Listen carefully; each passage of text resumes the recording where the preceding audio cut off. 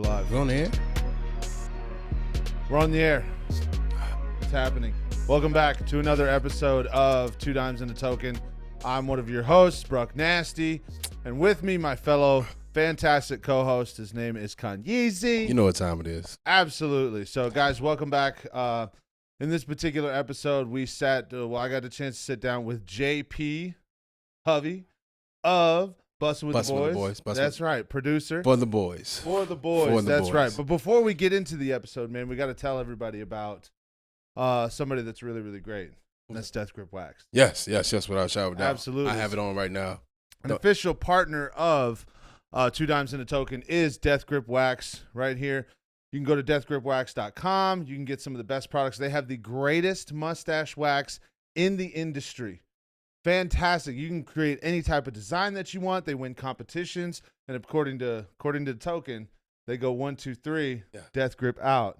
That vlog was hilarious. It was. I digress, but Death Grip is a leading edge company when it comes to your facial hair needs, right? If you want to take your face from that 6 to the 10, Death Grip Wax is the company for you. Well, you like that beard oil they have, right? It smells so good. Yeah? So good. Listen, fellas, I hope the camera is zooming in on me. When you get this, ladies will love you. Exactly. And they'll thank me later. Exactly. Let's go by that. Can't say enough good shit about it. At all. Whenever you have a chance, like I said, before we tell you where, it does come with an awesome little bag, comes with a nice little carrying case, super fashionable, really gentlemanlike. It also comes with a sweet little comb. You get the beard oils, all different kind of flavors. When you say little comb, that comb is amazing. Actually, yeah, it's very durable by all means. I love it. It's the best comb I can Yes. have. Right now I didn't use it, but don't judge me. Go exactly. ahead. So whenever you get a chance, make sure you go to deathgripwax.com, or you can click the link below and use the promo code 2 Dimes and a Token, all caps, right? And you get 20% off your entire purchase. That means if you decide you want to buy 2 years worth, get 20% off right now. Yes, and it's worth it. It's worth it. It lasts so long. But that's what I'm talking about. So, as we get into the episode with Mr. JP, awesome dude, amazing story. Yes. Guy had an unbelievable journey, bro. He went through 3 different industries before he ended up applying and landing the job with Bussin. I mean, that's a dream job. It's a dream come true. I think you guys should just tune in. Just the mere fact that we all have dreams, and when you see one come true, we just want to tag on to it because it's your turn next. I know. So by all means, it was dope, man. It was dope being able to sit and listen to him, and we also get into some of his opinions about school when it comes to college and how it really affects kids. He also had his opinion on who he ranks as the top 3 most athletic people on the bus. Yes, by all means. Yes, we also did Spice of the Week, but we did the Bad Decisions Make Better Stories. Lots of different stuff. And like I said, he was a hilarious guy, absolutely wonderful. I can't say enough great things about him, dude. He was so welcoming, and not to mention one more big shout out, gave us a private tour of the Bussin with the Boys studio. I got to sit on the bus for a little bit. We posted some of those photos, and that was like that for me. That was like dream come true. I was like, holy shit! Like I told you, everybody has dreams. Yes, and, that came true. That was dope. Side note: being a fan of Bussin with the Boys, Taylor. You guys keep doing your thing, but at the same time, that's what the reason why we do this to go full circle, just so you can attach to different people that are walking the same path. So. Continue to pave the way, guys. Yes. Next time that we do go up there, you're coming. So you'll be I'm ready to hop on the bus. There you go. I'm ready to hop on the bus. I'm just letting you know. But you can tell Taylor. Yeah. Ready. I'm ready. Yoked. So before we get into it, guys, please go subscribe on YouTube. Subscribe to all the platforms. Make sure you go follow whatever it is. Follow, subscribe, whatever it is. Go do it, please. That's how we stay alive. That's how we're able to keep the lights on, all the fun shit. And the most important thing, I do want you guys to leave comments. Yes, we need comments for you guys to post into the YouTube to push the algorithm, to push the content. Yes, we need that. However, genuinely, one thing we really, really want, we want you guys to comment your Spice of the Week. We love talking about positive stuff. And it's really, really easy to go down a negative pathway. Like we've said it several times, right? Mm-hmm. Negative momentum is really, really hard to come out of. Really, really hard. Positive momentum is really, really hard to come out of, right? Yes. So if you guys share your positive things with us, we want to share ours with you. We want to get you involved in that conversation. So please, please, please, please, whenever you have a chance, go into the YouTube page, drop the comment, your spice of the week. And to define what that is, if you haven't watched any of the episodes before, all it is just one little thing or one gigantic thing that made your week a little bit better. That's all it is. People have dog shit weeks, and people love to go on at the end of the week and just like, fuck, man, this week sucked. But you remember on Tuesday, that shit happened. Yeah, and it made my week better. And that's what it is. That's what we're asking you to do. So please share that with us. Drop the comment. Make it a thing. Hashtag it. The whole shebang. So now, for me, from here to February, my spice of the week is the Ravens. Yeah, so by all means, if you guys didn't know, I'm a Ravens fan. Also, I'm a Bucks fan because I got yours truly that plays for the Bucks. Not gonna give shout out to my cousin for doing this thing. They just made the playoffs, but at the same time, I got two for one. I'm from Miami, so I'm rooting for the Dolphins. NFL. A little bit. NFL is his spice of the week. Yeah, I love that. Spice of the week. Without further ado, man, let's get into the episode. You guys, please enjoy Mr. Jp Hovey.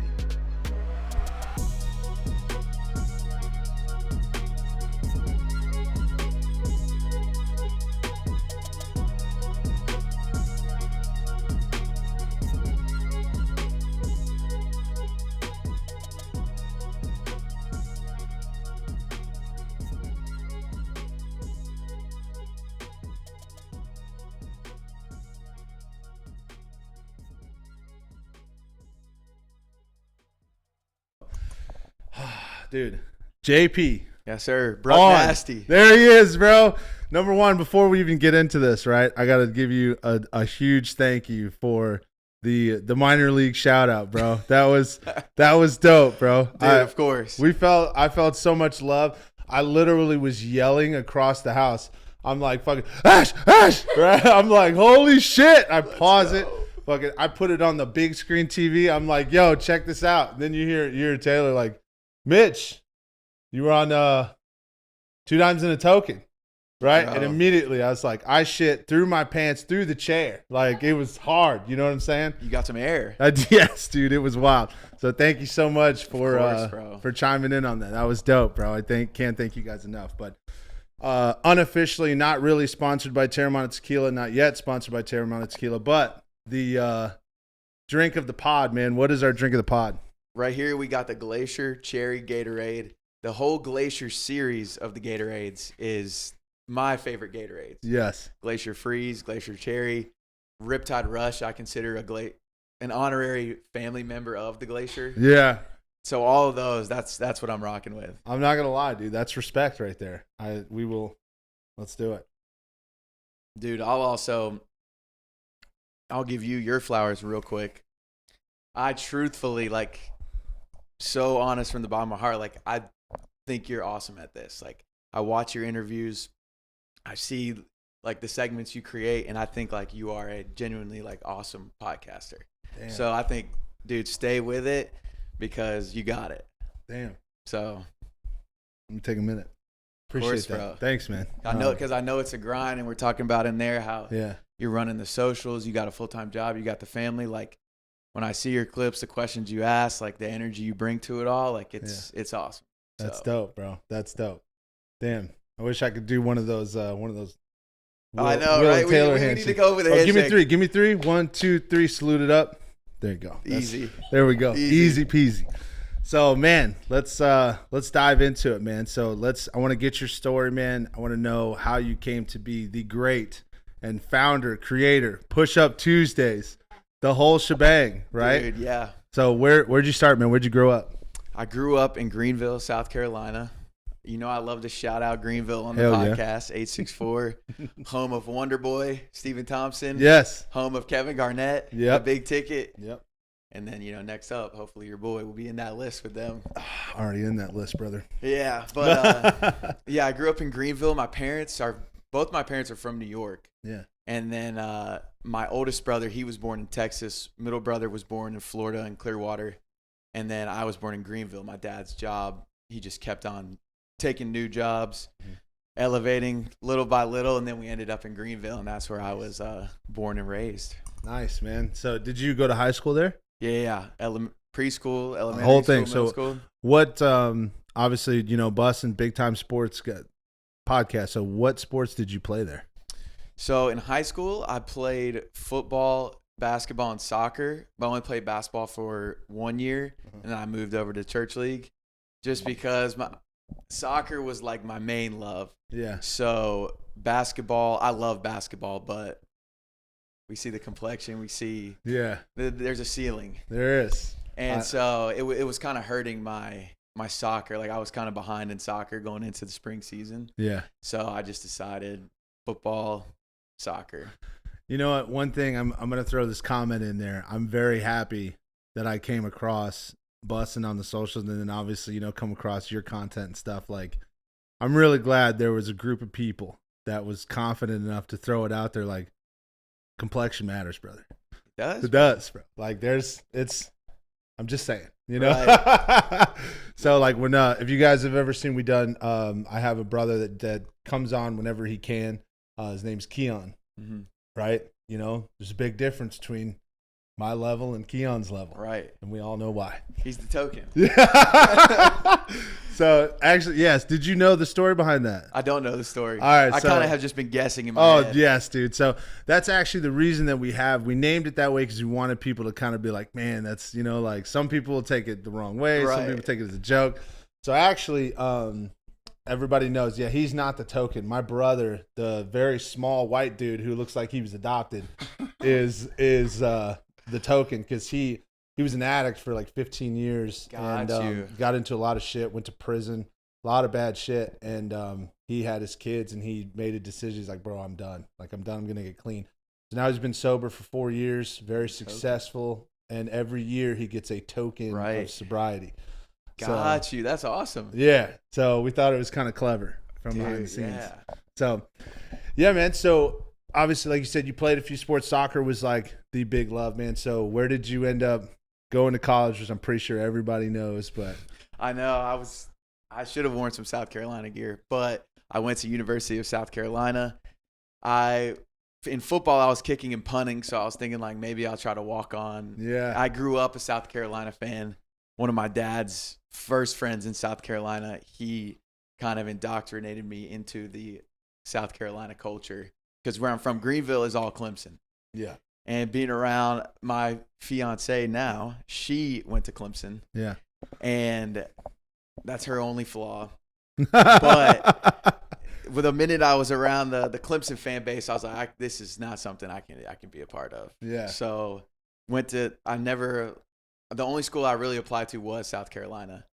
And I get there, I wasn't the best at like math or science growing up. Yeah. Both my brothers, my oldest brother Alex, he's a PA, and then my middle brother Sam is just like a genius. Yeah. All around.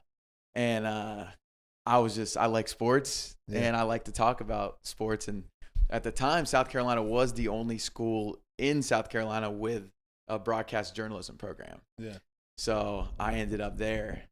And then that's kind of where it started. Like, none of this stuff that we do now was that popular in 2014. There was like Joe Rogan, and then like true crime podcast was coming out. But, I was just like, I'll go into broadcast journalism, maybe, be the next Stuart Scott. Yeah. And then, you go absolute legend, by the way. Yeah. Shout out Stuart Scott, man. I read his book in college, and that was like, because we all grew up on Stuart Scott, and his book really is awesome. Yeah. But yeah, man, I went into the journalism program, and I'm pretty vocal about college now and the kind of the education system. And I just don't think it doesn't serve the student near as well as it should, especially knowing what I know now about, like, specifically the journalism industry. I won't speak on the other majors, but you go through and you learn how to do like local news type stuff, and the whole time they're telling you local news is dying.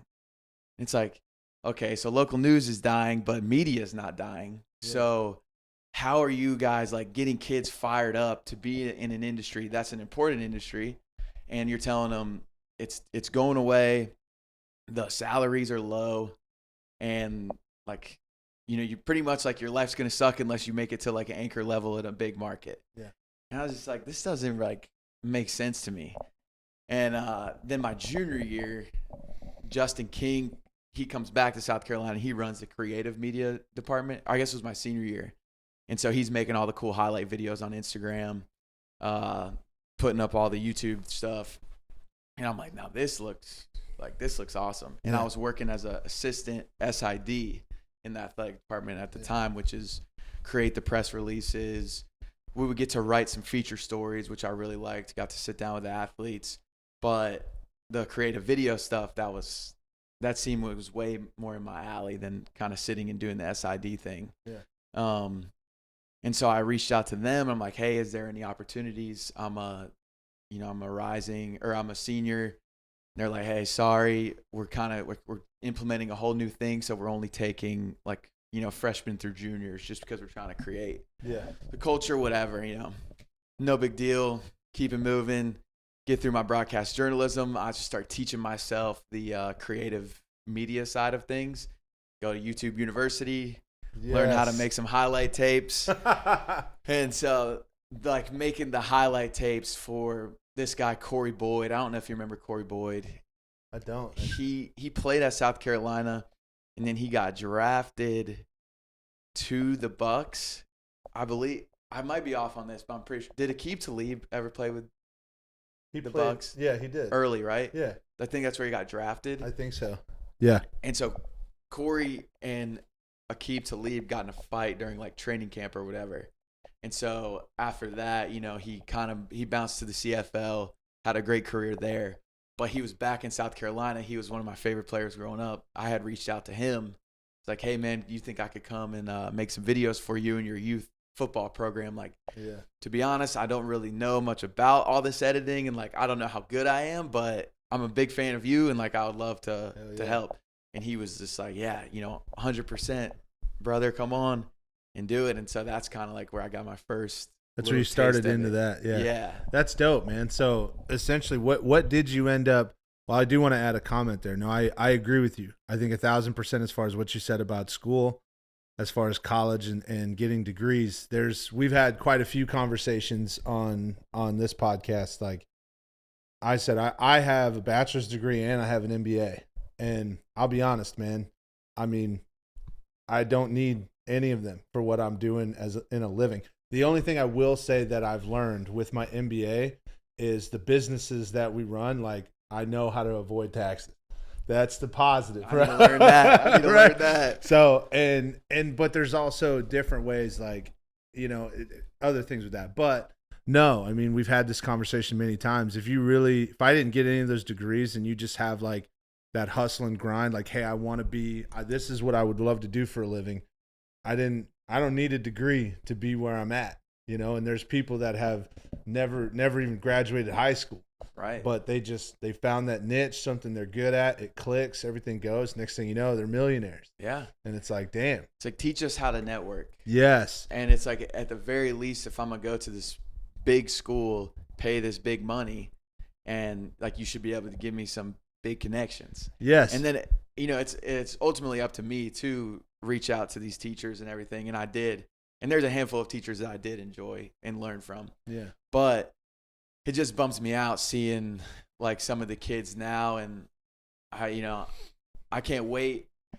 I'm slowly climbing to a place where I'll be able to help out some more, but I'm like really looking forward to hopefully getting to like speak to some of these classes, and obviously I'm not going to tear down the program that's going on, but just sort of open their eyes to like, hey. Could you imagine just going up on stage, be like, hey, all these guys suck, but listen to me. They're taking your money. Get out of here now. Come with me.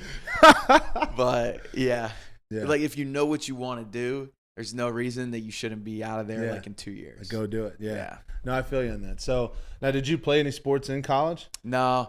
I tried to walk on as kicker and punter. Yeah. And I was like, training for it, and then I got turf toe playing basketball. Yeah. Which was like a horrible experience. Yeah. I've always heard about it, and you probably have had it. Yeah. But like, bro, you can't even like really walk. Yeah, bro. People don't realize like how much that sucks. So then when I see these NFL guys like playing with turf toe, I'm like, I couldn't even walk to my class. It's impressive, bro. Yeah. But I still went out there. Did not have a very good showing. And then that was the end of that. Then I started working in the athletic department because I wanted to be around it. Wanted to be in sports, yeah. Yeah. So you have a photo that you have posted up, game day. Mm-hmm. You got the helmet on and everything. Wait, which one? When I'm in high school? I think so, yeah. It was a Saturday, the game day show, and you're like in the stands and you're like holding the sign. Wait a minute. I'm tripping on which photo this is. When I'm running out the tunnel? No. You're like, it looks like you're on college game day. Oh, yeah. South Carolina, North Carolina. Yes. When was that photo taken? That was taken. When I got to South Carolina, the football team was not in the greatest position. Yeah. So we only had game day one time when I was there, and that was Missouri. Yeah. So I got up early, went to the horseshoe, and it's nuts. That photo, I guess, was in 2014. Yeah. And then they used it this past year. So of course I just take the angle like, hey, shout out game day, man. Yeah. I was gonna say, how does it feel to be an OG legend for game day? Dude, it feels amazing, and it's cool because I don't know, you know Alyssa Lang? I know, yeah. She's a reporter for ESPN and SEC Network. Yes. And so I actually got to meet her at the LSU game this year, which is cool. She's a couple years older than me, and she went through the same program as me at South Carolina. Yeah. And she's crushing it, and she's awesome. And so the first thing when I'm on game day, that was making me think like, oh man, like I'm climbing up to Alyssa's level. Yes. One more step. Yeah. Even though it's just they just ripped a photo from game day 2014.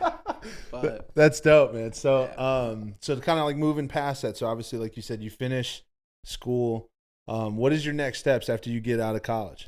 Yeah, so that summer, like my lease goes through August in Columbia.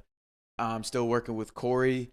I get to know Corey, become friends with Corey, and I get to hear some of his story. And dude, his story is like, it's unreal. Yeah. The guy has basically lost every single person close to him ever. You know, his mom got arrested in front of him when he was like 9 years old. You know, passes later on. His grandma's like his rock. She passes. He was roommates with Kenny McKinley, who played at South Carolina in the Broncos, who committed suicide. Like, I'd never seen somebody go through so much, and just all he wants to do is give back to like the youth and give back to a sport that obviously gave him a lot, but also kind of, I don't think he ever really had a fair shot. Yeah. You know, he could have gotten more out of it. And so, you know, I'm hearing the story and I see how he treats everybody he meets. I'm like, man, for somebody that so much like evil has happened to and all he is good. Yeah. Like, this would be a really cool story to tell, and like maybe try to do my first documentary. Yeah. Because everybody loves the like the E60s and 30 for 30s. Oh yeah. So I'm like, you know what? Like, I'm gonna try to make a 30 for 30 about Corey Boyd. Yeah. And so I do, and I graduated in May. I start doing this in June, and so I go to the journalism school, and I'm like, hey, do you guys mind if I like use some of the equipment? And they're basically like, no, you're not a student here anymore, so like we can't do that. I'm like, I just graduated last month. This is a story about a alumni that is doing like a lot of good in the community here. Can we make something work somehow? Yeah. They're like, sorry, like it's policy. So I'm like, whatever. And so I just used my camera that my brother had given me, earlier in the semester, and I buy like some cheap mics, and I try to put together this documentary. I'm like interviewing the high schools he's worked at. I'm interviewing like the maintenance guy that's been at South Carolina forever. Dude, so you're all in. Like, I'm doing this is really the project. Yeah, and in my head also I'm thinking, number one, I want people to know about Corey Boyd and like the good that he's doing. Number two, this would be great for me and my resume, and like these are the types of stories I want to tell. Yeah. And so I'm fired up. I gotta ask, and I want to veer back to continuing this story, right? Mm-hmm. So we'll leave off right there. Just a quick segment. Like, dude, what is pushing you in the ambition? Like, hey, I really want to put someone else on a pedestal. I asked that question because I think that's really hard. That's really hard to find. And I really have put in a massive effort to say, hey, like, I want to do more for others than I really do for me. Right. And I think that's such a cool way to live. So like, where's your motivation for that? Yeah. I think it probably goes back to my parents and just how they raised me. And my dad is like so hardworking and pretty much sacrificed kind of like his dream so that we could have a better life than he had. And so that, like, to honor him, but it's also just kind of like, it's always been in me. I like love, like, I don't know, like, I feel like I've always had a good perspective on life, and like life is short. And I like, all I want to do, my number one goal, like, don't get me, like, I want to blow up as big as I can get. But like, I promise you, the number one reason I want to blow up is because that means I can help that many more people. Yes, I agree. I think what I'm about to say, I think you'll really align with. It feels so much better for me. Like, I love being successful. It's great. And you heard about all the things that we're kind of doing to try and elevate and put ourselves in, especially in a financial situation where my kids will never have to even imagine what it was like when I was growing up. But at the same time, like, I love way more when I see someone that I just, honestly, just anyone, but someone I've been able to just give advice to or anything, and they're just like skyrocketing, and you just see it, and I'm like, bro, that's awesome. It's awesome. That's a better feeling than landing, I don't know, $1 million deal for me. Right. It's great.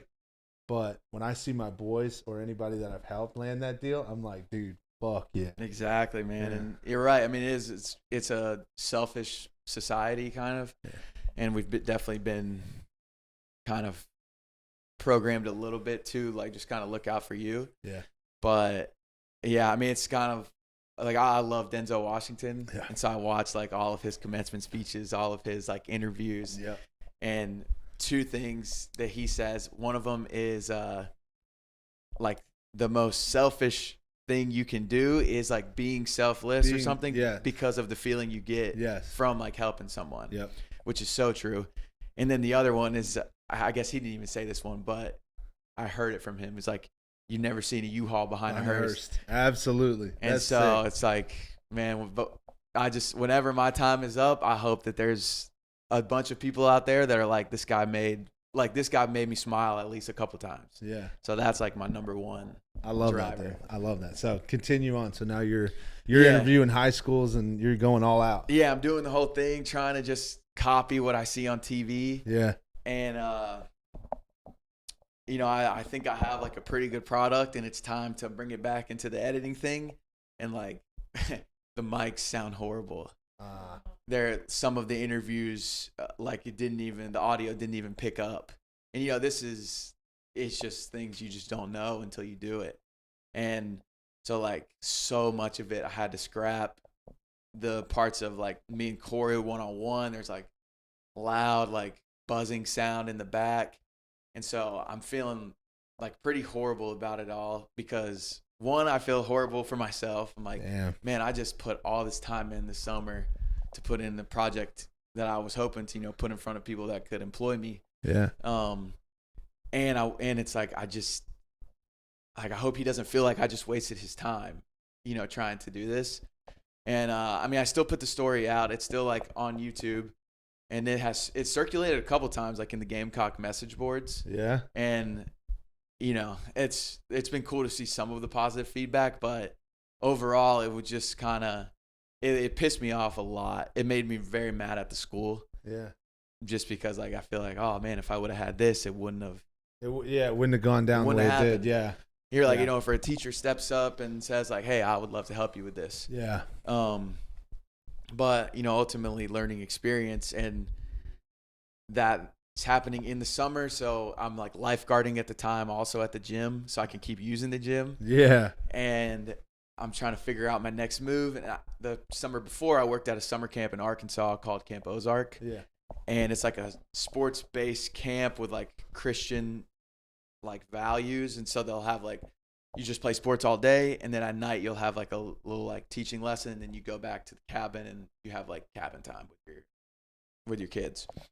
And so I went back out there for like the last 4 weeks of summer. And also at this camp is at the very last week, they do basically a lot of like underprivileged kids get to come, because the rest of the summer it's like the richest of the rich. Yeah. It's like Highland Park kids from Dallas, rich kids from Houston, Louisiana, awesome kids. Yeah. And you see these kids deal with just as much as these underprivileged kids, Yeah. which is a good perspective to gain, like at 22 years old. Yeah. Because you can be a little bit bitter towards like, man, you guys got like. Oh yeah, no, that's yes, 100%. I was like that because when I was growing up, dude, we didn't, I didn't have a bucket to piss in, you know, and it was we had a lot of struggle when I was coming up, and because I grew up in a two different household, but like we moved to Michigan and we stayed there for a couple of years, and my pops went to Florida where his family. And there was probably a period of time where like years where we didn't even talk. And, you know, and a lot of that had to do with, you know, different things like for instance, here's a great example. People have different things that they're good at and things that they're not good at. My pops is one of those people, like if you're out of sight, you're completely out of mind. Right. And, you know, like taking the time to sit down, like, hey, you should probably call him. It's been like 2 years, you know, and he's just like, man, all right, like that's something like I don't really want to do, right? Which we all know people like that. And honestly, it's just not personal.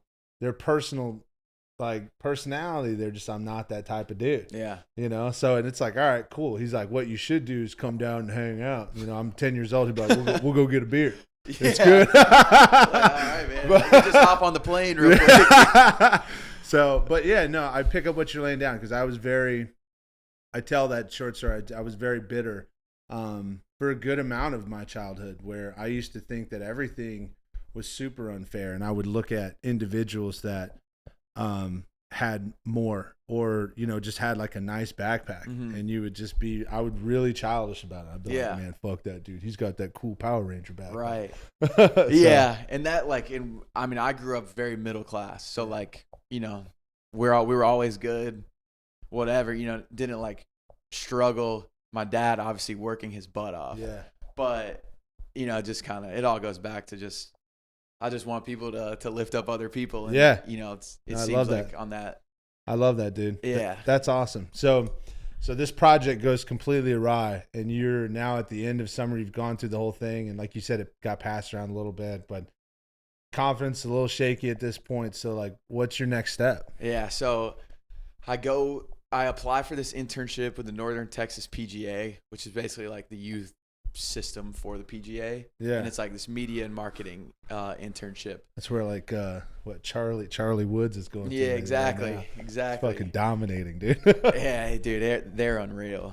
So I don't know if I get it or not, and I go out to Arkansas to work the last 4 weeks of camp because there is a lot of connections with these kids. It's like, man, if you strike a chord with one of these kids, you don't know who their dad is, like, and you know, I love working with kids. It's like one of my passions. And so I was just like, you know what, I'll just go out there, do it, apply for this thing, and then, like, you know, if it works out, maybe one of these kids, they have a guest house I could stay in, because the internship is like $1,000 a month. Yeah. And so, you know, sure enough, I go out to camp. I get the first group of kids we get is a lot of Dallas and Houston kids, and then I get the phone call that like, hey, you know, you got the internship, like, do you want to accept it? You know, whatever. I'm like, yeah, 100%. So I like accept it over the phone. I go back into the cabin. I was like, your boy's coming to Dallas, y'all. Like, who has the guest house that I can stay in? And one of like my favorite kids, Joe. Shout out Joe. He's like, oh, dude, you can stay with my family. And I'm like, all right, yeah, like call him whenever. Hell yeah, brother. Whenever because they take all of our phones when you go into camp. Yeah.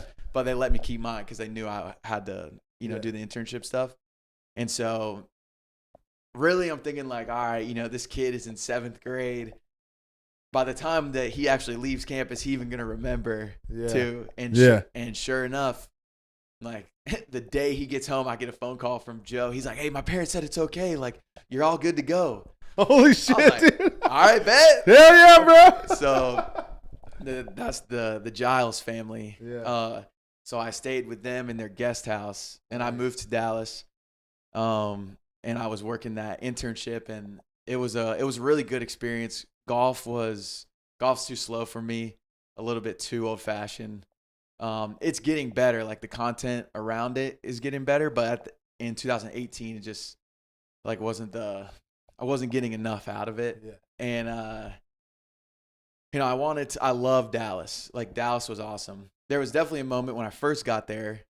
I just moved away from, I guess I went from Arkansas back home real quick, then to Dallas. I'm like walking around downtown. I'm like, man, what did I just do? Like, Dallas is a massive city. I don't know a soul here. And I'm, like, the only people I know here is like some 7th graders. Yeah. And my God. And they golf. And they golf. That's it. And I can't golf. They don't even want to hang out with me. And they I'm just like, I just remember walking around downtown Dallas, like, and all my friends, they're either back in Greenville or they're still in Columbia. They're all, they all have like a little bit of real job money in their pocket, and they're having fun and everything. And I'm like, man, maybe I messed up. And but obviously stick it out. Yeah. I find a good group of friends. One of my this is a hack for anybody if you move to a new city where you don't know anybody, because I did this 3 times. And if you like sports. Yeah. So it helped. It's beneficial that I grew up playing soccer, because soccer in America obviously is not number 1, but still a lot of people play it. Oh yeah. So I went out to this park and I like spotted this crew that clearly had an odd number of players. I like counted the number of players out. I'm like, all right, if they deny me, they're capping. Like, they're lying, because I just counted. You guys are playing 7-on-6 right now. And so I like go walk over. I'm like, hey, you guys need one more? And they're all super friendly. Like, yeah, man, for sure. Like, come on and join. And so usually if you grew up playing soccer, there's a good chance you're like better than kind of like just like the average person that's into soccer in America. Now, obviously, I didn't have a D1 offer or anything to go play, so I'm not tooting my own horn like that. Yeah. But I go over, play well, and they're like, "Oh man, like, do you want to join our fall league team?"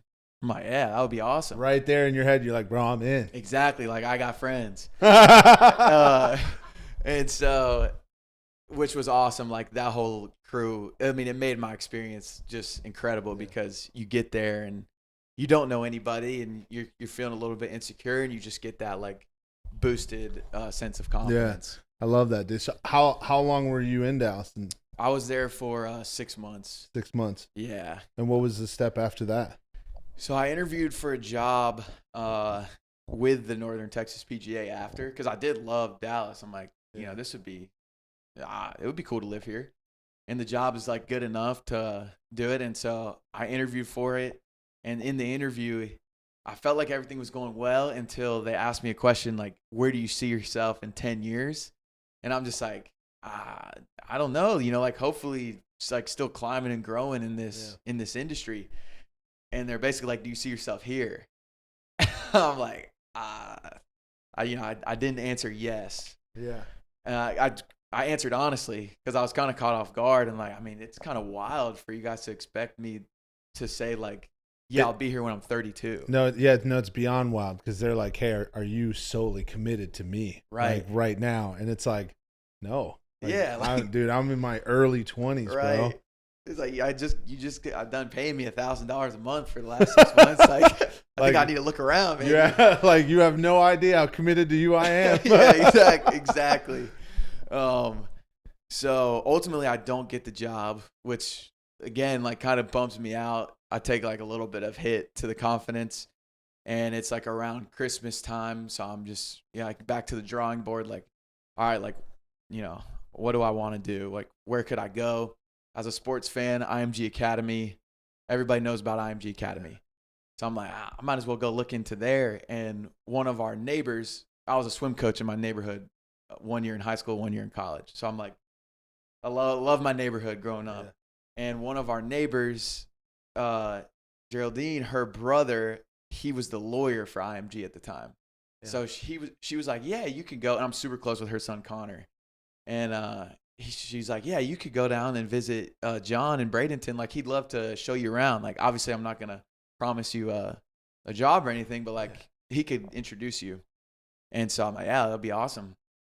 So I go down to Bradenton and go meet John, and he shows me around, introduces me to all the different departments, kind of like doing elevator pitches of the things I'm interested in.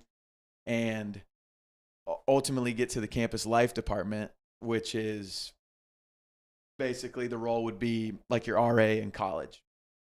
And so I'm like, yeah, like I love kids. This could get my foot in the door here. I was like very upfront with them. Like, hey, my goal is to get into the social media department and, work on this videography stuff. And they were like, yeah, we're all for it. Like we want everybody here to go after what you want. And, hopefully it's with IMG. So that whole time, like that passion for like video editing and really creating stuff like that is just like growing the whole time. Yeah. Okay. And I was making the videos with golf, and there just wasn't a whole lot to work with. But I was doing like in Dallas, I kind of started to learn how to network. It's funny how you say that because it's like there isn't anything to work with in social media with golf. It's watch the shot, right, and see it land, and then people cheer. Yeah, exactly. Like that's it. Like adding like one slow mo. I'm like, I'm really in here cooking though. Let's go, man. I'm about to change the industry. But yeah, so end up getting the campus life position, and you have the option to like live in, or you can live off campus. That's like a $5,000 difference. So like $30K to live in, $35K to live off. And when you live in, free rent, free food. Yeah. So I'm like, yeah, I'm in. Like, hell yeah. So I go to IMG. I started there in like the first week of March, and I was just like afloat. So I was on all the different floors. And at that time, for like any NBA fans, like Jaden Springer was there, who plays with the Sixers now. Josh Green, who's with the Mavericks. Yeah. I'm trying to think of any football guys. It was like the basketball heavy year. And, I'm just like, man, this place is crazy. Yeah. And, but the whole time I'm like slowly, I'm going out to these kids' practices, shooting some photos, making some more videos. High school kids love anything of themselves. You see some of the stuff they post on social media, you're like, this? I know. So if you're like a videographer out there trying to get involved, go to some high schools. Like those kids will share your stuff, and it's just a good. Dude, I have a buddy of mine that is into like video editing, and he's getting pretty good. But you hit the nail on the head. He started off, and one of my other buddies, he's like, "Yo, check out." It's their brothers, but he's like, "Bro, check out what Nate put together," and he sent it over to me, and the moment I hit it, I'm like, "Damn." This is some YouTube like motivational type, like, and this is a little hype video, and you see these like 15-year-old kids. Yeah, I know. It's crazy, bro. They're wild, and like a lot of the 7-on-7 camps come through IMG, so you get to see like the best players in the country. Oh yeah, dude. That's which insane. Just as a fan, you're like, man, this is awesome. Like, oh yeah, bro. And so I'm like working, going out to these kids' practices. And then it like slowly starts to become an issue with, I don't really know who was complaining too much. Like all I know is HR reaches out to me and is like, hey, we need to talk to you. I'm like, all right, like what's going on? I go over there. They're like, you can't be running like this side business here at IMG. I'm like, trust me, I'm not running a side business. I don't even know how to open a business. Like I'm just videoing for these kids. I don't even know what LLC stands for. Exactly. At that time I did not.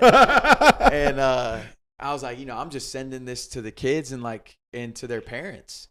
And like the parents love it. And they're like, well, it's like a conflict of interest and everything. I'm like, man, if anything, this would be good. This would be great for y'all. It is. Like these kids posting it, there's IMG branding everywhere. Like you guys aren't paying me anything to do this. And so they're like pretty much told me you have to stop. I'm like, oh my gosh. And so then like, this is, for those who follow me, I'm a tennis fan. This is when I got into tennis, and this is in 2019. Tennis, none of the people really like cared about at IMG as far as like, whether it was the marketing department or like HR, whoever it was complaining. Yeah. Which is wild because tennis is what the academy was like founded on. Yes, exactly. And pays for a lot of these kids to go to IMG. And so I started going and working with the tennis players, and the tennis coaches were awesome. One in particular, Juan. So he was kind of like, yeah, man, like we would love to have you out here. Like the kids love you. The parents will love it. We love it. Like it's just great for everything. And so I started to get into tennis, and this guy, Denis Shapovalov, who's a pro player now, he's like a top 20 guy. He was coming to train. And at the time, like, I really just knew the main tennis players, but all the kids are freaking out to me. They're like, JP, Denis Shapovalov is here. Like, you need to go make a video of him and take photos for him. Yeah. I'm like, all right, like, I'll go out there. And so at this time, I'm in charge of the middle school floor, which is like one JP is in charge of 60 like middle school kids from all over the world. Some of them can't even speak English. Holy shit. So nuts. Yeah. So I go out there. I'm taking the photos and stuff for Dennis. He comes up to me after. He's like, hey, man, would you mind sending me these? I never have any content from practice. I'm like, yeah. Like, what's the best way to get it to you? He's like, here, just text it to me. Gives me his number. I go back to the dorms. All the kids are freaking out. They're like, dude, you met Denis. Like, you talked to Denis Shapovalov. Yeah. What is it like? I was like, I mean, he was the man. Like, he was a really nice guy. They're like, oh, that's awesome. And then I was like, let me like look this guy up. Yeah. Go to Google, type him in, and like the first thing I see. So he was 19 at the time I met him. When he was 17, he beat Nadal in his home tournament in Canada, and that's what like put him on the scene. I was like, oh snap, this guy is legit. He's the real deal. And if he's telling me he doesn't have any content, what does that mean for everyone else in tennis? Bro. So like light switch moment, I'm like, I need to start hitting tennis because I enjoyed being out there too. Like I liked watching. I liked, I got super into the matches and following along. You start falling in love with the game. Exactly. Yeah. And so I was able to build a relationship with him, and like we're still friends to this day. And it's always funny because there's a few other pro athletes I'll mention later on, but it's like these guys don't realize how much it means. Like Denis has no idea what that just one moment did for me, because it gives me so much credibility when I go to other people like, hey, I've done stuff for Denis. And it's just like, and he's like the nicest guy ever. Yeah. And so just that one like act of kindness from him sets up so much for me. You hit the nail on the head though when you said though networking. It's like once you can mention that name, that like, oh, like almost 100% of people in tennis know this name. Right. And the only people that don't are people that are just getting into tennis. Yeah. So it's like all you got to do is kind of just be like, hey, respectfully, like I've done that. Next thing you know, like we said earlier, you're in. Exactly. And like, and it's really not an exaggeration. It's like the interaction with Denis changed the course of my career. Yeah. So it's like, if Denis and I never talk again, I was still like, dude, you're the man. Yeah. Like you're the man. Yeah. And so, I'm starting to do some stuff with him, some of these other pros that are coming in, and sure enough, I get like, a message from HR again. Get the fuck out of here. Yeah, they're like, can you come in? You know what you need to do? You should have went in there, fucking stone cold, goes like like Shane Gillis, the glass shatters. I wish, man. I was nervous at that time, like I had to have near the confidence that in myself that I have now. Yeah. And so I'm going in there. I'm just like, oh man, what is going on? And they're like, hey, like this is the second time we've brought you in here. We know you're doing stuff with Denis. Like that's a conflict of interest. I'm like, guys, like I'm not getting paid for this. And this is a primetime tennis player that is now posting content from your academy that like little kids and in these families, the ones that are like super well off, which a lot of these kids are, would send their kid to IMG for the opportunity to like hit with Denis or meet Denis. I'm like, I'm helping you guys out. Yeah. And they're like, you can't, like, no more, whatever. And then I reach out to one of the tennis agents that reps this one big player. I was like, because a word got back that maybe he was the one that was fussing about me being out there with Denis. Yeah. I was like, hey, I would love to do work with you and your player, like free of charge. It's great for the tennis player. It's great for the academy. It's great for you. Like, the more eyeballs these guys get, the more leverage you have in your deals you can make with them.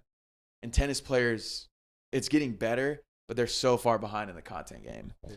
And he's like, no, I'm not interested. I'm like, oh my God. Hey, cool. Yeah, like sick, I guess. So, you know, I go through the rest of the year sort of like working a little bit under the table with Juan, the tennis coach, and my guy Pedro with Dunlop. And, you know, I'm starting to see some stuff take place in the tennis industry. I'm like, okay, maybe this is my opportunity. And working at IMG was taking a toll on me. It like looks awesome from the outside, but these kids do not have near enough supervision and like mentorship. Like one of me and 60 middle school kids, it's like I'm almost in charge of like raising them. Yeah. It's like there's nights that one of these kids from Japan, he's homesick. He's in 6th grade. And I'm like legit staying up until 3 a.m. with him, talking on Google Translate, you know, like trying to cheer him up, like doing whatever. And then, you know, you got to go back to work the next day. Like it's hard. It's draining. Yeah, dude. Like a lot of people don't know, if you've ever been in a position where you're teaching, guiding, or helping like kids, like it's way more than just, you know, it's that's why I give a lot of applause to teachers that really invest into that role. Cause you know, there's 10% of teachers that shouldn't be teachers, just like there's 10% of cops that shouldn't be cops. 10% of every industry, you just shouldn't be there. Find something else. But there's that also the other side, the 10% that's like, bro, you were born for this. And when you have that, bro, you're a therapist. You're everything. You're everything. In some cases, you're even the barber. Like you're literally everything, bro. So, I mean, that's such a tough role, bro. And I give you a lot of kudos for that, because I've been in that role. I would have loved it. But I also saw the challenge that comes with that. And it's intense. It's intense, man. Yeah. And it's, you know, it's rewarding. Yeah, but it is. It's draining. Yeah. And I tell it's literally like parenting. You ready? It's like we talk about this shit all the time. People, when you parent, and this is real, people think I'm an asshole for saying this, but I'm very bold with my statements. Parenting, 80% of it when they're young, when they're real young, the shit sucks. It's not fun. You have 5 to 10 minutes a day where that reward, everyone's like, it's worth it. It's worth it. During that time frame, 5-minute reward is not worth it. It sucks ass. It does. Yeah. But the idea is they get older. Like now, dude, I got a 9 and a 10-year-old that I can go outside and play basketball with. Right. We just did 2 nights ago, went out, took my son out. We did a 2-hour-long football training with his cousin, Mikey.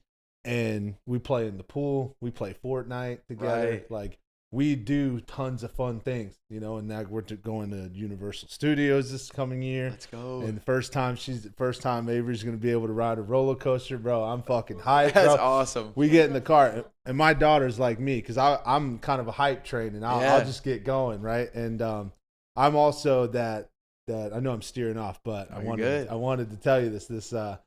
I'm that type of dad that, like, I'm way too real with my kids. Yeah. And you know what I mean? Like when we're driving down the road, like me and Avery, we jam out to Scotty Doesn't Know. Right. That's how we roll. You know what I'm saying? So she knows every word. Right. So like every single time, like when we're talking about going and riding roller coasters, she'll look at me like, and Ash is usually sitting right there, and she'll look at me and she'll be like, yo. And I'm like, yes, we're going to rock this out. Yeah. She's all excited. You know what I mean? So worth it, man. Yes. This is the time frame where it's like, this is where it starts to get really good. You start to see that flip. 80% of this is the reward. This is the cool shit. And you can probably attest to it. Like, it goes by so fast. Oh, it's my like God. That part where it does suck. Yeah. It's like, boom, gone. It does. Like, oh my God. And the funny thing is you go back too when you're at this age. There's days where I wake up and like I wish my daughter was 4. Exactly. Because there's quite a few moments. My daughter was hilarious when she used to just ramble. She couldn't like fully speak. Yeah. But she didn't care. She's like, I got something to say. Right. And you're gonna listen. You know what I mean? And I'm not stopping until you hear me. Yeah. Or understand me. Like, you're not speaking. Yeah. Exactly. So it's like. It goes by really, really fast. And then even when you do get to the times where it's like mostly just reward, you kind of find yourself like, man, I miss, you know, right. That little 3-4-year-old time was pretty cool. Yeah. You know, dude, but it is nuts. we digress. So we'll go back on. So now you're kind of, it sounds like you're coming a little bit towards the end of this part of your journey. What's that look like? Yeah, I'm getting pretty drained, and I'm starting to like kind of get set on. I want to work in tennis. I think there's like I could truly create a wave in tennis as opposed to football and basketball. Like there's plenty of people making content in those spaces. Yeah. And it's like I want to leave my mark on the thing that I'm doing. So like, why not tennis? And it was super fascinating to me because, you know, tennis in the 70s and 80s like was the sport. Yeah. And it was that and running. Right. Yeah. And those guys were rock stars. And now, I mean, you actually might not be able to name an American male tennis player. Like, no, I can't. Yeah, which is crazy. Yeah. And because they have a global audience. It's the third most bet on sport in the world. And what's funny is like the only ones that you do know American are Serena and Venus. Exactly. That's it. And like, you know, now there's like 4 Americans in the top 30, which for the first time since forever. Yeah. And but like in the 80s, it's fascinating because the guy that was Michael Jordan's agent, David Falk, he started in tennis. And now obviously Michael Jordan is Michael Jordan, like the largest brand ever. But it's like, if that guy is the one marketing Michael Jordan and he was in tennis, like, and that switch sort of happened around the same time, it's fascinating to me. Like, maybe there is a difference in the way they were being marketed back then to now. Yeah. And now marketing is all this, is content, and they're not doing it. So it's like, you know, I'm not going to be David Falk, but. Yeah. You know, well, you never know. Yeah. You don't have to have your law degree to be an agent in tennis. So. There you go. But yeah, so I'm starting to see that, and I get in touch with Dennis's agent, Max, who he was Maria Sharapova's agent, and obviously, you know, everybody knows Maria Sharapova. So this guy Max Eisenbud is like this in the tennis world, and I reached out to him on LinkedIn. 90-day free trial, LinkedIn. Take advantage of it. It gets you to the top of the inbox for people that have no business talking to you. Otherwise, it's too expensive. And so I sent him a message basically about what I want to do. And he's like, hey, I'd love to get on the phone with you. I love what you're talking about. Like, let's talk. So I'm like freaking out. I'm like, oh, snap. And this is during, like, right when COVID is happening. And so I was one of the people that got lucky enough to stay on campus. They had to let a lot of people go. And I'm talking to him, explaining like my vision for it. He's like, oh, wow, you know, this aligns exactly with kind of like what I've been thinking. He's like, in my head, I see you at like all of the major tournaments. So Australia, French Open, Wimbledon, US Open, get to travel the world. Yeah. One of my dreams. And then, you know, like following our main players and into these other like Masters 1000 tournaments, ATP 500 tournaments. And I'm like, yeah, man, sign me up. Yeah, bro, like this is it. Yeah, I'm ready. And then tennis shuts down. And so he's like, yeah, you know, like we'll stay in touch. And ultimately we just kind of like fall out of touch. I would never, like, I don't blame him at all. I mean, he's Max Eisenbud. He's a busy guy. Yeah. And so it just, you know, we just never got back in touch. And before I move on to past tennis, it's funny because when I first met Dennis, he wasn't signed with IMG.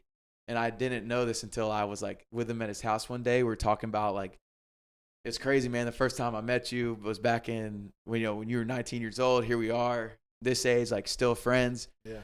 And he was like, yeah, dude, like, I don't know. We're just like reminiscing. And he was like, I told him about the other agent that got upset with me. Yeah. He was like, oh, dude, I didn't even know. He's like, I thought IMG sent you out there to do the video work for me. And I was like, oh, dang, this is like a really cool perk of being like an IMG tennis guy. And I'm just like. So this is just a really cool perk of JP. Yeah. Yeah. And it's also wild because the first ever pro tennis tournament I went to, Dennis was the first player I saw play, and this was before I met him. Yeah. And I remember sitting there in the stands with my friend, and I was like, it was Francis Tiafoe versus Denis Shapovalov, and when we're looking at Shapovalov's last name, we're like, what? Who is this guy? Yeah. And it was a super fun match. And then I go meet him at IMG, you know, like months later. Yeah, like, that's wow, awesome. That's crazy. That's wild, man. So now this part of the journey it's ending. Obviously, things didn't go in the right direction. So where does the connection happen when it comes to Bussin? Yeah. So this is when like the web kind of starts to spin. Yeah. I kind of think I'm trying to decide what I think life is like. If it's like connect the dots, or if it is like one big painting. Yeah. I saw an episode of This Is Us. Kevin, the character, he talks about life as like one big painting, and you know, all the different happy and sad things are these different colors. Different people are different colors, and when you're painting it, all you see is that color. And then when you're done, you have awesome masterpiece. Yeah. So I'm still trying to decide which metaphor I like the most. That's deep, bro. It is. I love. I'm gonna be honest. Like my heart was here, now it's here. I moved a little bit. Yeah, that's the goal, man. And so, I guess for this, we'll say this is when the dots all start to connect. Yeah. I decided to leave IMG. I'm like, I'm just gonna start my own like videography company and help athletes with their social media pages. Mm-hmm. And so I move in with a couple friends for a month. I get a little gig with this baseball team. That's like a travel high school team. And one of my friends from Greenville, he's a big time Florida Gators fan. Mm-hmm. And he sends me Matt Jones, the running back, who used to play for Florida, and he played with the Redskins. Yeah. He sends me his Instagram story. He was trying to get back. He was like 1 year removed from the league because of injury. He was like, hey, Matt is looking for a videographer. You should hit him up. Yeah. Like, yeah, I'll hit him up for sure. Yeah. And so I DM Matt Jones, and he's like, yeah, bro. Matt lives in it's like just north of Tampa, but like super close, like 20 minutes north of Tampa. Yeah. So I would start driving up there and working with him, so he would have tape to send to his agent that he could get to teams. Yeah. So I was like, this is actually probably a decent little avenue to go down. Like, there's how many guys are trying to get back into the league and probably just don't have any tape to send out. Now you're just going to have kind of person after person. You're going to have a lot of content. Exactly. And so I started working with Matt. And the reason this is why the Bussin stuff starts is because Matt played in Washington with Will. Yeah. And obviously I don't even know about Will at this time. And, you know, I finish up in Sarasota, and just stuff's not shaking as much as I would have liked. Yeah. And I'm still trying to do the tennis stuff. So I'm like, I'm going to move to the other coast of Florida, like Fort Lauderdale, Boca Raton. And because that's like where all the tennis is. And the IMG tennis agents' offices are all like in Miami. So I'm like, I'm going to move over here and, you know, just start going to these academies, introduce myself. Bro, you're just like risk it for the biscuit, baby. You just like hop it. All day. And I go over there. I live with my aunt and uncle. Shout out Aunt Mary, Uncle Todd. And I am going to all these different academies. For the most part, nobody is like biting. Yeah. And to me, it's just not making sense in my head at all, because I'm like, nobody is doing these videos for you guys. Like, it baffles me to this day. And you know, they're telling me no and all these things, and I'm starting to like run out of my IMG money that I had saved. Yeah. I'm like, oh my God, like I cannot go back. In other words, you're getting ready to hit a wall, brother. Yeah, exactly. And so I'm like, you know, all right, well, what else is big down here? And I'm a big MMA fan. Yeah. MMA is massive in South Florida. Yeah. And so, you know, growing up, it was always like the Black Zillions versus, oh my God, American Top Team. And Black Zillions was like where Kamaru Usman was training before he moved out to Colorado. Yeah, That's where Gilbert Burns. Yep. And so I was like, you know what? Like, I'm going to go here. Let's see what happens. Yeah, let's see what happens. And actually, I mixed up my timelines. Or maybe I didn't. It starts to run together now. But I look up, like, okay, where do the Black Zillions train? Yeah. And I, like, type it in on Google. This gym comes up. I drive over to the gym. And it just looks like a normal fitness gym. And then I see this sign for like Deerfield Fight Sports. Yeah. And then like an arrow. And I walk back and like it's starting to just get like grungier and grungier. You know, like lights are starting to turn off and flicker. In other words, you're like, bro, I don't think this is. I'm like, oh. But, you know, and then in my head, I'm like, I mean, this is MMA. Like, it is. They're like, maybe this is just how they do it.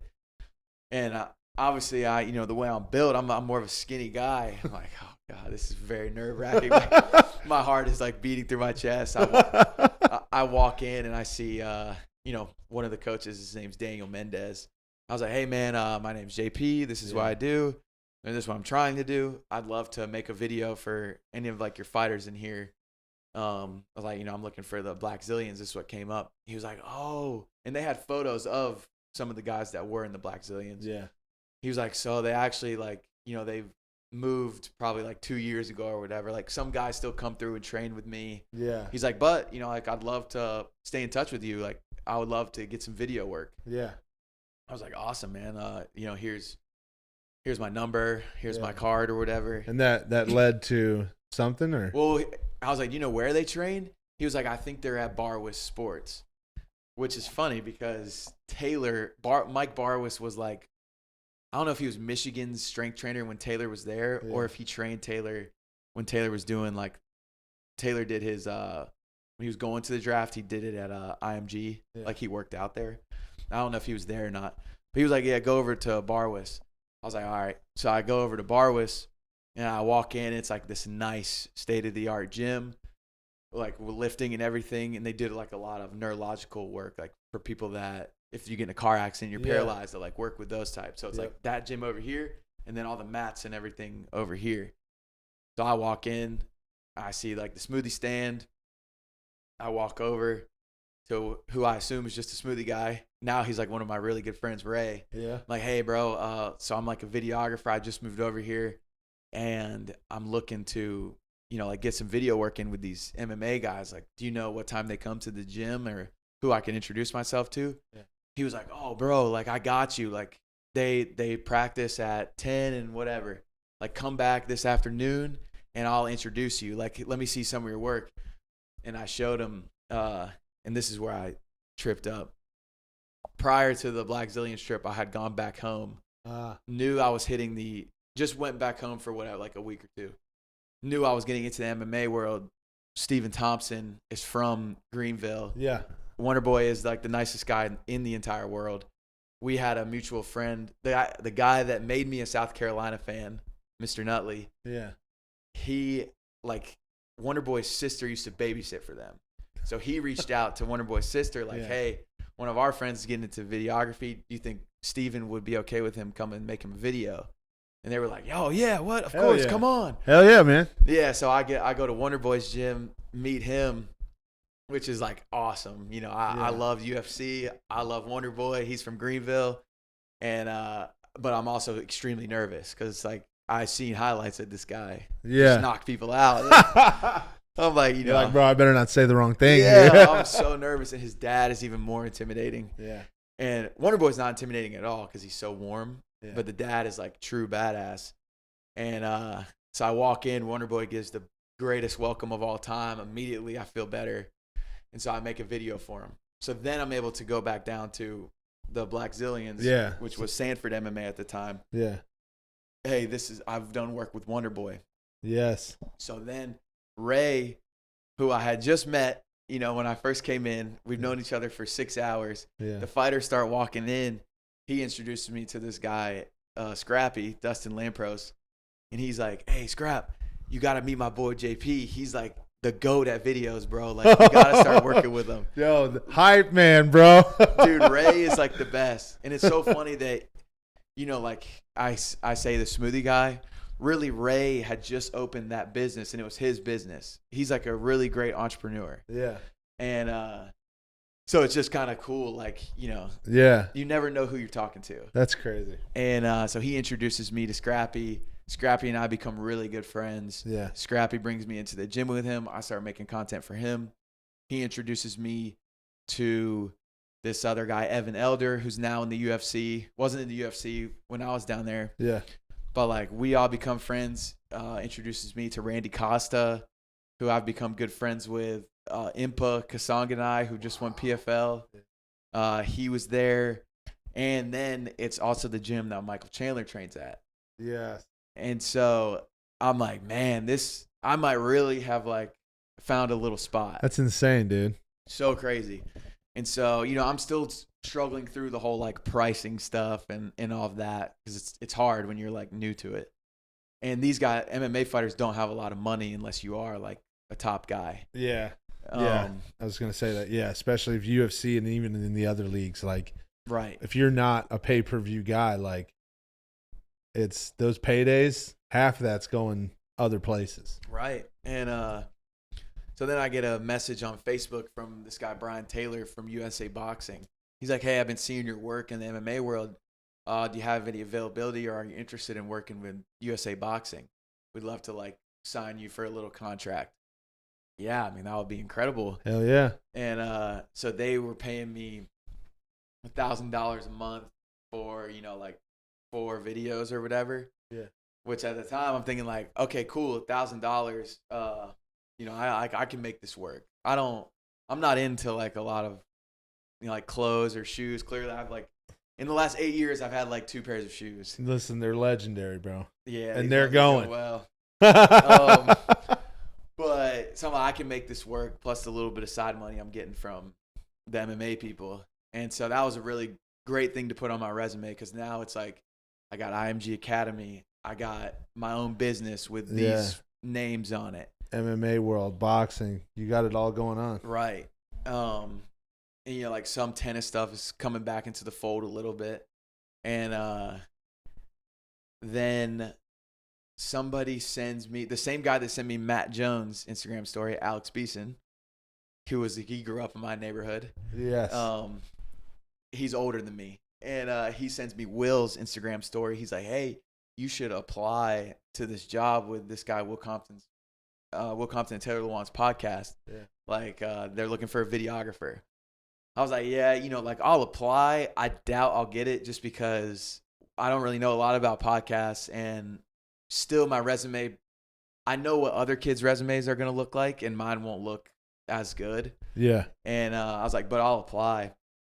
And then at the very same time, a job with the UFC opened up. Yeah.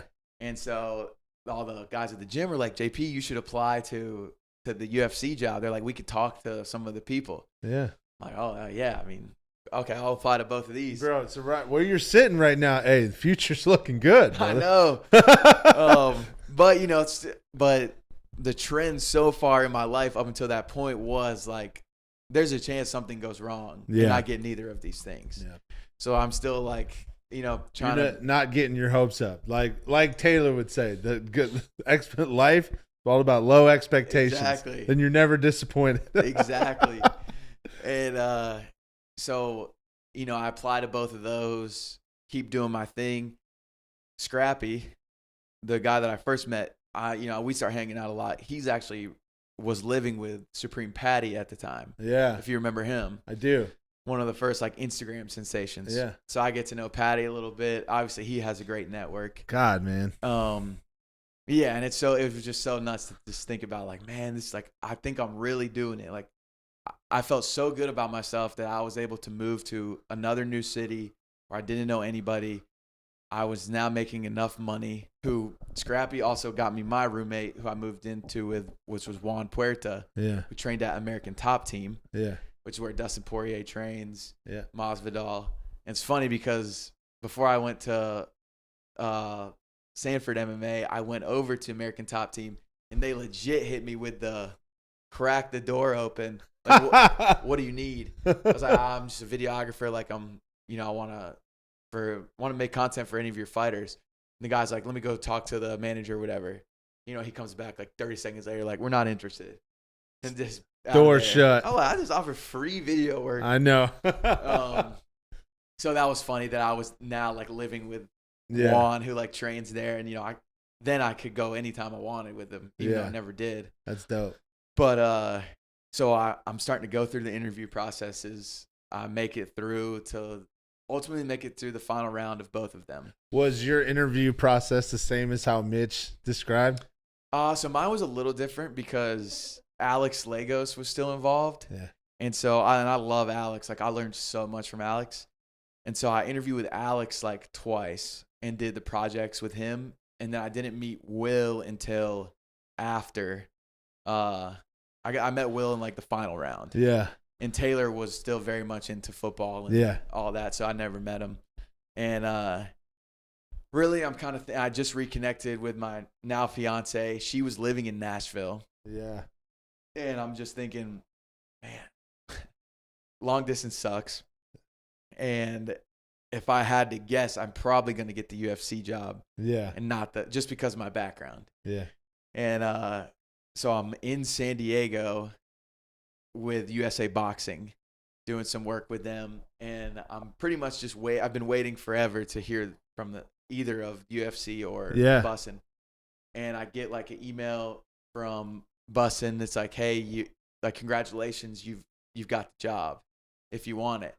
So I'm like, oh man, like this is get out of here, bro. This is it. Well, then I'm nervous. I'm like, man, like if the UFC does offer, because I love the UFC. Yeah. And I really don't know much about Will and Taylor. Yeah. But my girlfriend's in Nashville and UFC's in Vegas. So I'm like kind of thinking like, God, I kind of hope I don't get both of them. Yeah. And so sure enough, I don't get the UFC job, so I don't even have to make the decision. But this is when it's nuts because I find out that the reason it was taking so long is the same kid was in the final round for both of the interviews as me. Yeah. And they were both waiting for him to decide. So like Bussin wanted this guy and the UFC wanted this guy. Get out of here. And I was just like the second, just kind of like wherever he decides to go, I'll get the offer to the other place. So when did you find that out? I found that out the first time I ever like was with Will outside of the bus. Yeah. And I was like, dude, I gotta be honest. I was interviewing for a job with the UFC the exact same time as you guys.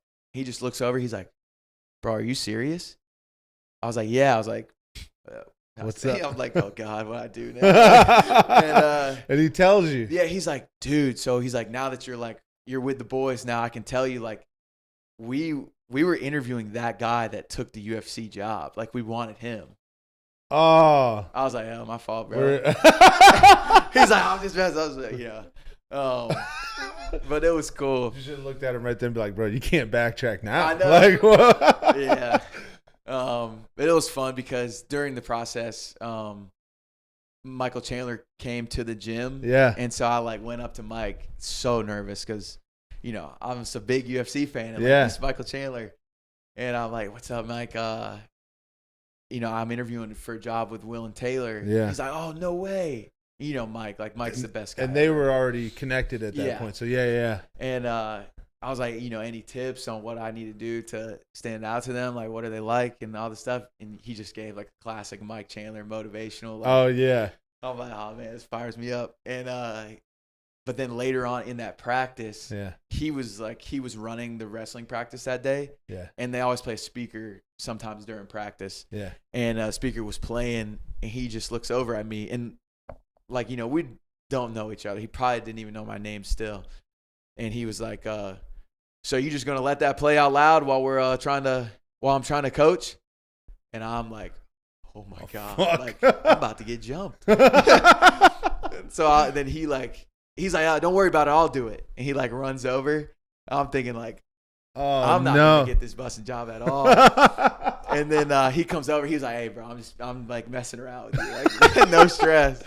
Dog, that is intense. The worst feeling in the world because, like you said, when you don't know somebody like that, but they're in career mode, they're here, and you're kind of here, and you're like, bro, I'm climbing the ladder. And in that career. And next thing you know, they're just like, hey, man, what the fuck? And in your mind, dude, I swear, in your mind, you're like, oh, fuck. Like, did I just ruin my entire life? Right. And you just don't know what to say, dude. Get kicked out of the gym, like, dog. And you know what? All right, so I'll give an insider for this. Like when I was hitting up Jack, first time, because when we went to LSU, I've told this story once or twice, but I had this huge passion. Like I was like, man, these guys really make this shit happen. That's why I got that hat autographed by all of you guys. Yeah. It hangs in our studio room. And I'm like, bro, these guys are like, Will and Taylor they are elite. They're great hosts. They're you cannot take 2 other people and put them in that spot, and Bussin is as big as it is. They're incredible. But without these guys right here that have really just shown their worth, like you can take these guys and they could build a company because they're so quality at what they do, attention to detail, committed, all that stuff. Like you guys really fucking kill the game. Yeah. And not to mention, like I said, I became an even bigger fan when every single one of you sat for an extra 2 minutes. Like you sat, I don't know if you remember, but you sat at LSU and you were like, hey man, the 10,000 rule, like this. And we started bullshitting about it. Bro. But you guys were invested into the fans. Yeah. And I was like, holy shit, like these guys are the real deal. And I got it in my head and I was like, holy fuck, like I want to get these guys' stories, man. This is so cool. And I had that same feeling that you had with Mike, because sometimes, like, you know how you hit someone up and you're like, hey, dude, love to have you on. Yeah. And they're like, yeah, schedule's tight. I'll get back to you. And it's like, okay, well, we met, so I get a response. All right, cool. And then you wait like week, 2 weeks, right? And then you're like, hey, just kind of following up, man. Hope we can make some things happen. Da-da-da-da. 2 different times I go running in to Ash and I'm like, hey, do you think if is a week too short? Like, wait, should I wait like 2-3 weeks? Like, what are you thinking, bro? Yeah, I mean, I still run into that. Dog, like, I catch myself and now I'm like, I was such a wuss, bro. I was like, hey, I mean, what do you think? And she's like, Mike, you're being a little bit of a bitch. Yeah, I know, right? And I'm like, all right, I'll stop overthinking it. Like, we'll see if it works. But dude, I digress. So now you get this job, man. Yeah. And, you've started. Now, what year is this? This is 2021. 2021. So technically, with everybody that's there now, you're like the third one, because after Jack and Garrett. Yeah, I'm the first full-time employee. Really? That they hired, yeah. Damn. So you come on and like, what is your initial role? Actually, I need to rewind because there is one story.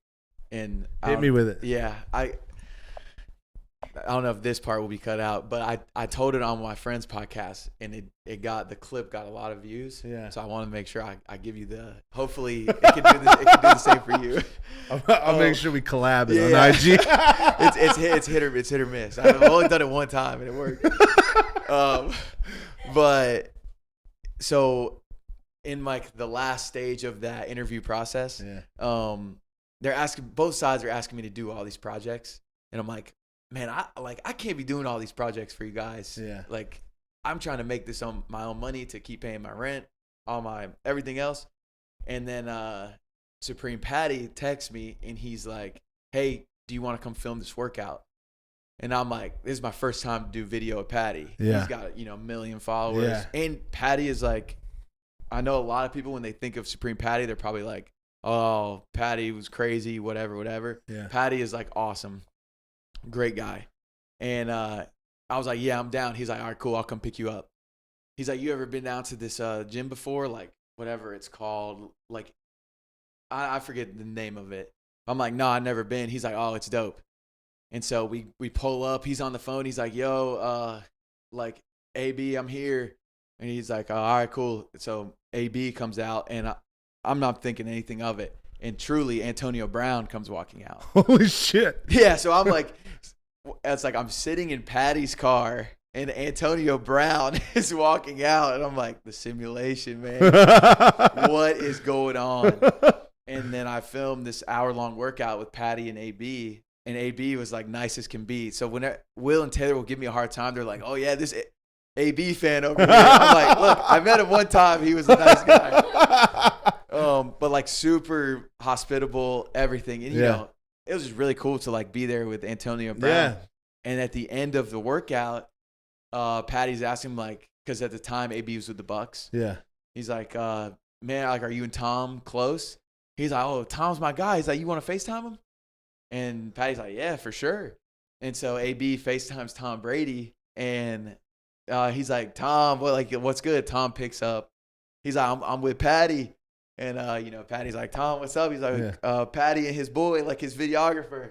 I'm like, Tom, what up? And he's like, hey, man, like, how's it going? And then AB starts talking again. Yeah. But I'm like, man, no way. Like, Antonio Brown just FaceTimed Tom Brady. And, like, obviously Antonio Brown don't know my name, but introduced me. Yeah. It was so cool. He called me the video guy. Yeah, and I like edited that video as quick as I could Yeah. in hopes that like Will and Taylor would see it like, oh, Yeah. dang, this kid was with Antonio Brown. Yeah. But yeah. Now it's turned out to be great because they give you shit for it. Yeah, exactly.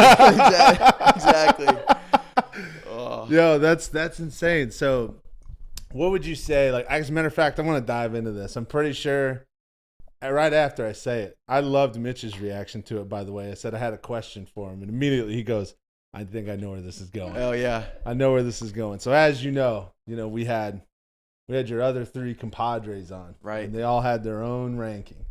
And for anybody that is now catching up to the interviews with the back of the bus, I asked a question. The first one to Jack said, can you rank amongst everybody that works on Bussin' with the Boys the most athletic from 1 to 3? Right. And if you want going your guys' style, you can have an honorable mention. Yeah. Right. So I do love to emphasize that Jack started out, put himself at 1, and then Mitch came out and said he's not even in the top 3. And for the 4th time, I'm going to say this before you go, I'm very proud of how it kind of fucking put Taylor in a blender. Yes. And yeah, Taylor might remain in a blender for my list. Because I will probably go, dude, it's so tough. Like, Garrett is like smooth at everything. Yes. And it's incredible. Well, actually, this will come out after that, so you'll know by now, like, Garrett put himself at 1. Cool. I could follow suit and put myself at 1. I do believe I might have been the only one on the bus whose superlative in high school was most athletic. And sometimes they disrespect me because I don't partake in some of the stuff that they'll be doing in some of the competition. But I mean, I think I could probably. Jack it's between myself and Jack at number 1. That's what I'm worried about. So let me go honorable mention. Honorable mention, I'm gonna go Mitch, because Mitch lives and dies sports. Like on Friday, for probably an hour, he was watching his highlights from his college days. He was watching his own highlights. Yeah, and I'm like sneaky filming him, like, Mitch, what you up to over there? He's like, what? Watching some old tape. Yeah. I'm like, and just like, you got to respect it. So Mitch would he lives and breathes it. Yeah. But I got to give Will the nod over Mitch. Yeah. Because, I'd imagine Will was a pretty good baseball player too. Yeah. So I would go honorable mention, Mitch. Then I'll go 3, Will. 2. I'm gonna stay on. I'll go 2, Jack, me 1, Taylor 5. 4th time I've said this joke. I got what I need. Get out of here. All right, dude. No, that's great. So you're saying Taylor is almost last. Taylor I had a Caleb Presley vibe right there. Dude, yeah. What do you say to people that say Taylor is last? People say that, not me. Taylor is just like, you can tell. I mean, a lot of it has to do like with upbringing. Yeah. And Taylor, he just, football like became the thing for him. Pretty, I guess I don't really know. Maybe he says high school, but it's like he didn't really grow up in these other sports. Yeah. It sucks because he's like super athletic, clearly, and he's the most accomplished of us all. Yeah, definitely got paid the most. But I see him out there. What I think separates me is soccer. And like we said, like we talked about, the idea of the question, because we don't. I love football, but at the same time, athleticism is graded more than just a 40-yard dash and how well that you can do a kick step. Right. You know what I'm saying? And it's more than just linebacker reads, and there's all different kinds of sports where, like, if you say baseball is unbelievable hand-eye coordination, you're talking about tennis, unbelievable hand-eye coordination, right? I think that me personally, because I played hockey, I think playing hockey and controlling a puck is way harder than running across the middle and catching a 20-yard dart, To me, it is. So there's Right. a lot more dynamics to it. Yeah. And I realized I actually messed mine up. I have Garrett at 3. Oh. Will honorable mention. Damn. Yeah. It gets. Sorry, Mitch. He said, "Sorry, Mitch." So you're officially putting Taylor at 6. Yeah, Taylor's at 6. Okay. So one thing I do want to emphasize, like I know I've talked a lot of shit a little bit when it comes to these rankings. I think it's hilarious. But one day I do hope Will and Taylor will actually come on the podcast. I think it's possible. It's possible. You never know. But I will tell. I was gonna do a little chirp in there. So by the way, next time you see Michael Chandler, just be like, "Hey, I know this kind of big guy. He's like an iceberg from hits. 90% of his mass is from under the water. Right. He does a podcast. Just hit him up. But mic on. I know, bro. I'm actually a huge a Michael Chandler fan, and I gotta say right now, point blank, I don't know when that Michael Chandler and Conor McGregor fight's gonna happen, but Michael Chandler is gonna beat the living shit out of Conor. He's gonna spark him. I know, dude, and a lot of people, because Conor has a fan base where he could shit in an old lady's front yard. And people would be like, "No, Conor's the greatest thing that ever happened." Yeah, I mean, I am a Conor fan. Yeah, me too. But it's like, bro, you're done. He's past the point. The stuff he does now, I can't really stick up for him. That's my point. Like, you can't. Number one, like, stop playing like you're gonna be in this fight game. Like, bro, you had those years, and you have 2 fights that will go down in history and will be. You ever see like when you see the NFL commercials? Right. They always have those players in the quick flashes. Yeah.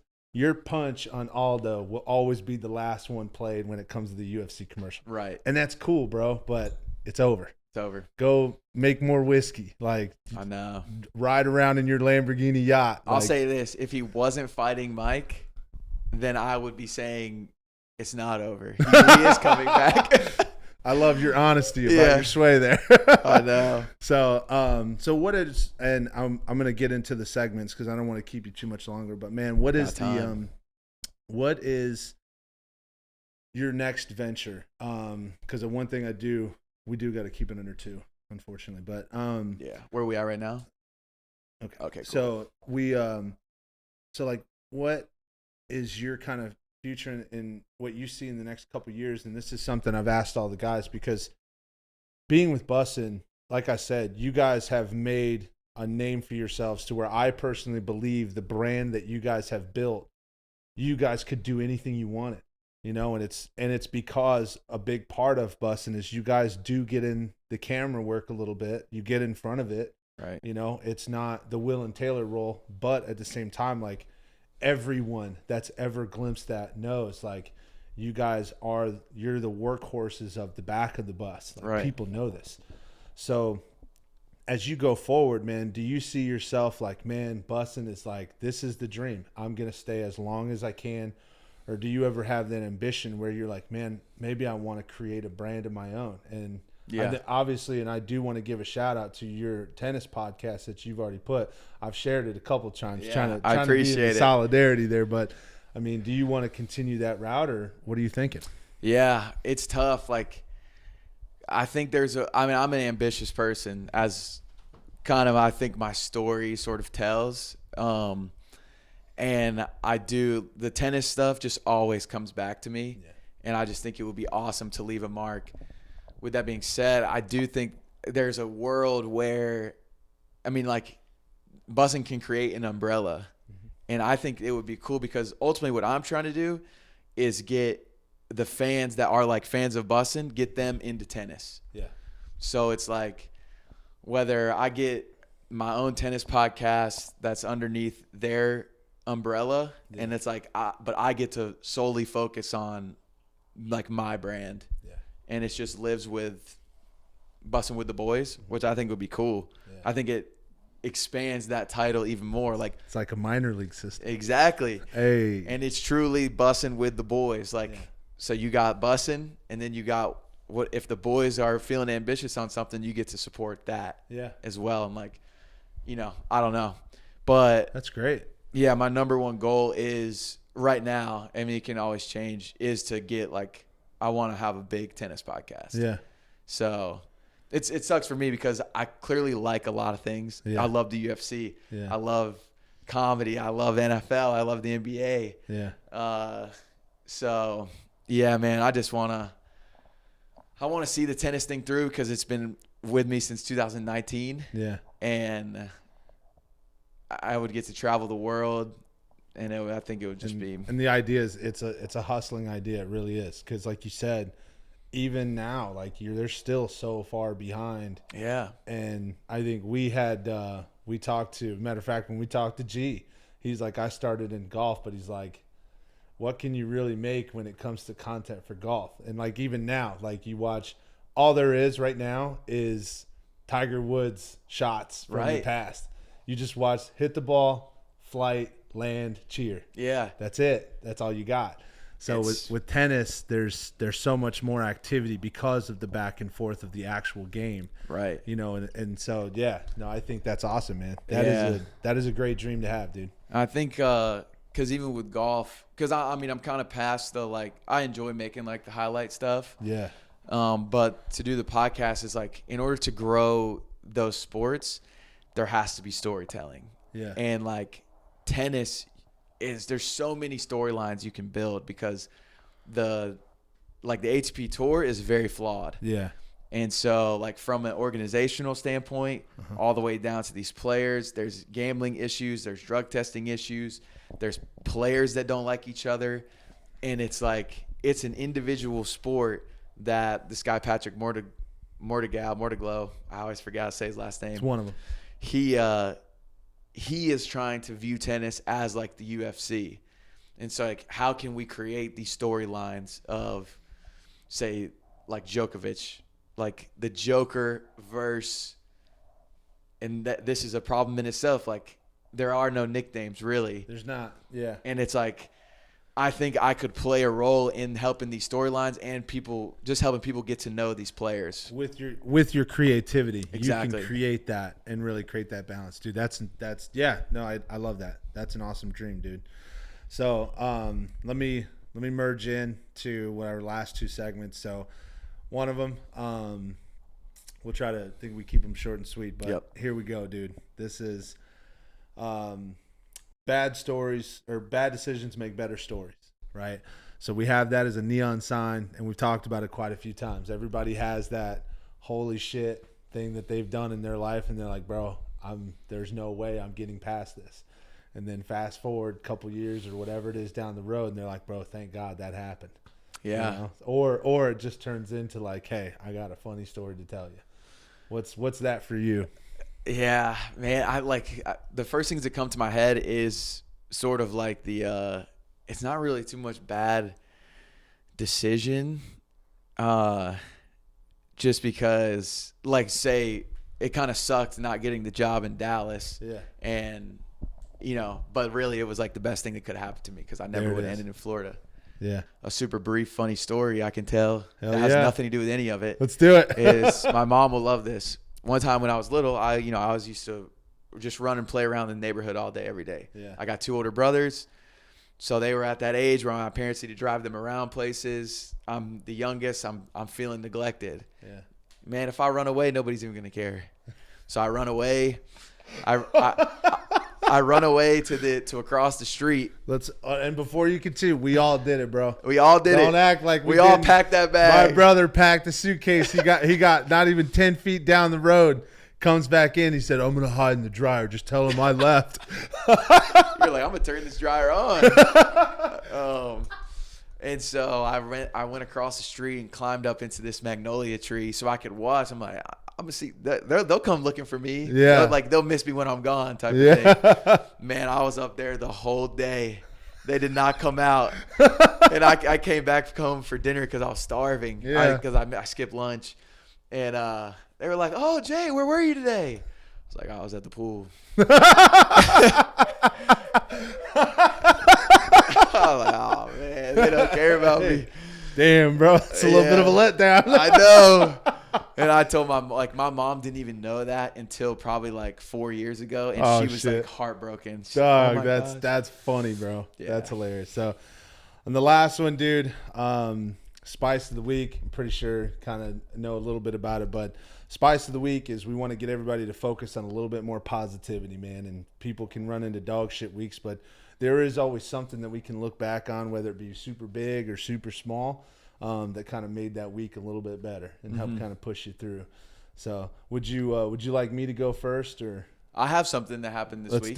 Let's do it. So my guy, Demetrius Clancy, he's special needs. Yeah. And my family, we've known him like he was in high school when my middle brother was in high school. So I've known him for like 8 years. Yeah.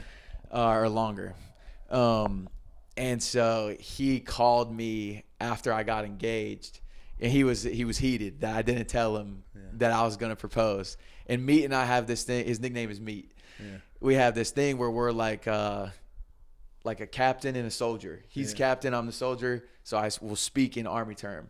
Yeah. He's like, "Soldier, what is wrong with you, man? You didn't want to tell me that you're getting engaged, or you're getting like." He said something funny, like, "You're getting fiancéed to your girlfriend." Yeah. And I'm like, "Meat, I'm sorry, bro. Like, I was trying to keep it a secret. But are you happy for me?" Like, "Yeah, I'm very happy for you." And then he called me yesterday, just like calling to check in, like see what I was up to that day. And it just like, man, I like love working with the special needs kids. Yeah. And one of my other dreams is to one day have like a Special Olympics podcast and travel around and interview these athletes, because so many people sleep on how much they're capable of, and they are like the true, in my opinion, like the true brightest light in the world, like that we have. Yeah. And so, but yeah, Meat he made my week with a classic Meat phone call. That's dope, man. That's dope. So, I'll give a side story when it comes to that. My son, he is what they would call like autistic and intellectually delayed. Yeah. And I tell people all the time, I'm like, to be honest, there are certain times where I look at him and I wish I had that problem, because and like Shane Gillis said it. That's why I said it. I was on a podcast before his special came out, and I said it. It's amazing. I said, everybody kind of looks at those scenarios and they feel bad and those types of things, bro. Do you know that there is never a time where my son isn't more logical and he's the happiest fucking dude on the planet? Exactly, so man. It's funny because we'll be going through a sitch like, "Hey, man, this shit, Dad's a little down." And you'll hear him. He'll be like, "Hey, this is sad, so we should just go outside." Right. And that's really what it is. It is, bro. And I'm like, "It's a good idea, brother. Yeah. Let's do it." Right. Oh, man, that's awesome. But, oh, dude. Yeah. And he'll just be like, he can't sit and watch a movie. He doesn't have the ability to sit still or any of that. So like, he's like, "Yeah, I mean, what you guys are doing, it's not that fun. So I'm gonna go fight bad guys in the living room." And I'm talking about the noises like we all did when we were kids. Shot, like, and he's beating ass for like 4 hours. Yeah. And he believes he's Peter Parker. So he comes in, he gets some Gatorade or gets some water, and I'm talking, he hits that thing hard like kids. Oh do. Yeah. And I'm like, "Hey man, you got it." He's like, "I'm losing right now, but I'm gonna get back in there." Dude, it's the best, man. It is the best. It's crazy. And like the way Shane Gillis said it, but he said, I don't know, he's like, "The best people that I know." Yeah. And I'm like, they really are. It's insane. Like I'm jealous, because if I realize per day how often I stress about shit that I'm gonna forget about by the time I lay down. Right. Like, what the fuck am I angry about? Dude, it's the best perspective. It is. It's unbelievable. So, I'm gonna have to piggyback on the same. I'm gonna have to use the same one, because that was pretty. It was like a glitch in the Matrix, dude. So the first couple times we flew out here, we had a lot of the airplane delay issues. Yeah. There was a lot of fucking issues. We had a piece of a camera get broke. We had changed in last, like, it's been kind of tough. Yeah. Right? I said this before, but it's like in a Taylor version, it's like, it's a tough deal, brother. Tough deal. It's a tough deal. Yeah. But we flew out last night, and there was a 15-minute delay, right? And we were like, all right, no shit, it's Spirit. It's always delayed. But we walked right up, got bags done, went through the line security in Orlando Airport, and we're sitting down. She's getting tacos. I'm getting a coffee. Yeah. We got through all that security, everything. It was like 15 minutes, and I was like, damn, this is fluid. Yes. And we get on the plane. Like I said, it's a little delayed. Somehow, I don't know how, bro. We're landing. We're getting off. We're going to grab the bags. And we landed before the original landing time was. And I'm like, what's happening? Yeah. Right? And I got my little video for socials and like put it on there. And I'm just sitting here and we're having a steak like 30 minutes later. This place was only like 15 minutes away. Yeah. So we dropped the shit off. I'm like, let's go get a steak. And we go out and we're just all of a sudden we're sitting there and I'm like, that was smooth as fuck. I don't know how this happened. I love it. But I'm feeling good right now. And I've been riding high. I was up late as hell last night just watching movies. We got back. I told him it motivated me. We got back. I'm like, it's been such a good night. We might as well set up everything now. Dude. You know, there's no reason to wait. It sets the tone for everything. It does, bro. Yeah. The travel was so good that it set the tone for the whole night. Next thing you know, I'm going to bed. It's like 2 a.m. Yeah. And I'm watching some movies on Netflix, whatever.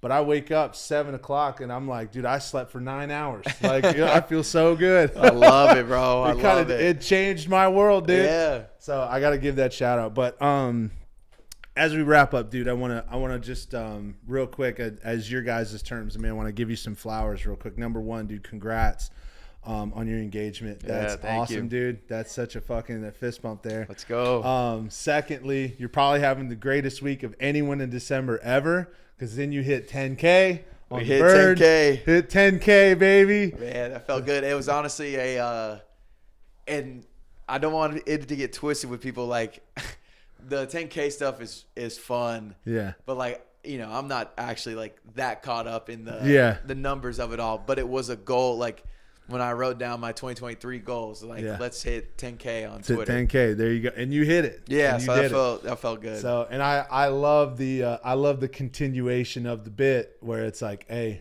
the next battle is now IG, right? And you're just rolling right into it. So that's awesome, man. And then again on the year that you guys have had as a company, but also like I said, I want to acknowledge the work that you do and. I could tell like you're one of those guys that really just kind of clings to the idea of, hey, dude, I want to see people come up. Let's come up on this thing together. And I think that's a really hard thing to find in today's world. And like I said, I really want to give you some flowers on that, dude, because it's been an awesome ride. Just I've literally been a fan of Bussin for just barely over a year now. Yeah. Yeah. And it was in September. It was in September or October of last year. And I've said that before, but I saw that clip where Taylor starts going off about Blaine. And he's like, let daddy sling it. Right. And I've been an offensive lineman with a backup coming in. And they're just like, hey, don't worry, dudes. I got you. Just, hey, let me get in there and show you how it's done. And then 2 plays later, pick. And we're like, bro, shut the fuck up. But there's that one moment you're like, maybe they are. Hey, maybe he's going to dice these kids up, right? So, but having get in this, like I said, Bussin also inspired me to do a platform, to create a platform, because I've wanted to do one for 4 or 5 years, and you had this courage to just fucking go. And like, I'm going to do it, figure it out. And I was always like, man, I'm very unfiltered. I can't do it. Like people will not respond. I'll get canceled. Yeah. And then next thing you know, I'm 2 episodes in and I'm like, these guys are doing it. Right. And they're saying how they feel and what they want and their opinions and this and that. And it's like, bro, I can do this. Exactly, bro. And so like I said, man, it's been an awesome ride, especially getting you guys on. I'm hoping eventually probably in the next year or two, maybe we'll go back around, get you guys back on. Of course. Yes. That would be awesome. Yeah, and thanks for even having me on, because I think like the coolest part, because really just like 3 years ago, I just told all the stories, like everyone's telling me no. And then fast forward 3 years and like not have the opportunity to sit in front of some cameras, meet awesome people and like tell my story. And I think what's cool about it is, this will be on YouTube. Yeah. And to me, it's just so dope that like, man, one day, like when I have kids, even like 30 years from now, this video will like be there. It'll be there. And that, like, I don't know. It's just really And they'll cool. be like, yo. So thank you for the opportunity. Hell yeah, bro. They'll be like, yo, you want to see your dad in his prime? Yeah, exactly. That's dope, man. So as we sign off, guys, do the whole subscribe, comment thing. The one thing, please, one of our biggest pushes we've been doing is we want to hear you guys' spice of the week, because we want to bring you as the audience into the conversation, man. We want to talk to you guys. Yes, the secondary motivation for that, push the algorithm, but genuinely, we want to know what your guys' thoughts are. How's your week going? Like, engage with us, create that camaraderie and create that connection so that we can really start kind of, you know, sharing and growing together as one gigantic community.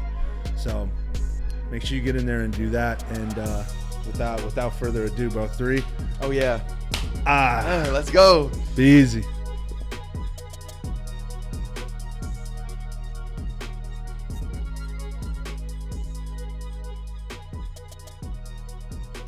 $2 and a token. Dear Meg Wolsey.